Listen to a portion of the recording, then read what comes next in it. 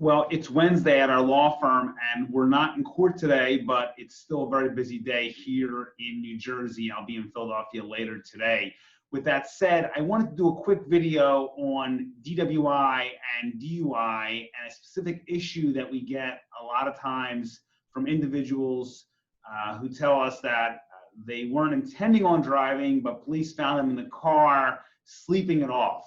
And they've asked me if that's a defense to either a DUI or a DWI. And the answer that I give, unfortunately, like many lawyers have to give, is it depends.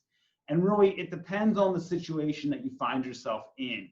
I will tell you that sleeping it off isn't always the best defense, because if police find you in a car behind a wheel, especially if the keys are in the ignition, and the car is even in a parking lot or parked, in a lot of situations, a court will find an intent to drive.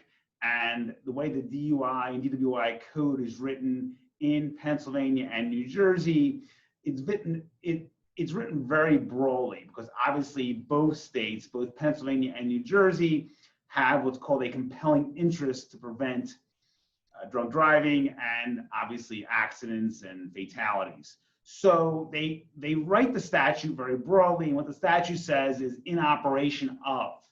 And courts have found that if you're behind the wheel, seated, keys in ignition, and even if you're in a parking lot, that demonstrates operation, and therefore that meets the elements of a DUI or DWI beyond a reasonable doubt, and therefore you are convicted. Now, there are situations, and our law firm has researched this, where there's been cases, especially in New Jersey, where buyers have been found behind the wheel, drunk outside of bars, and the courts have found the individual not guilty of DWI. In those situations, the court found that the driver had testified that they weren't driving, they had simply gotten drunk and had fallen asleep behind the wheel of the car to sleep it off.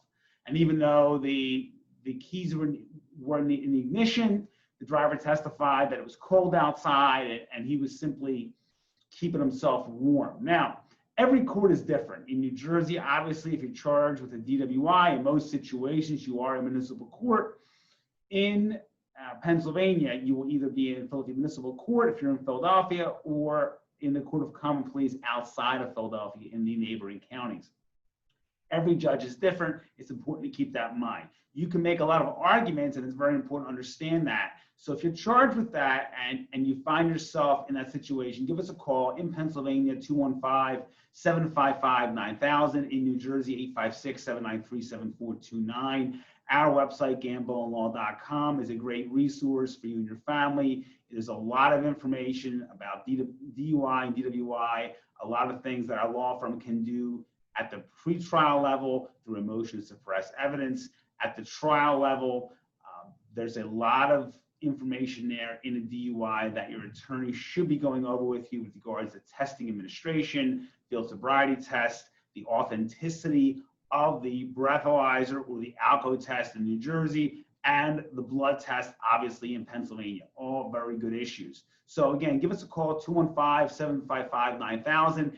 In New Jersey, 856-7429, 24 hours a day, 7 days a week. I hope you're all having a great Wednesday, and I will talk to you all soon. We're putting out a video shortly on scooters at the Jersey Shore and whether or not that's a DWI according to New Jersey law. Look for that video, and again, have a great day.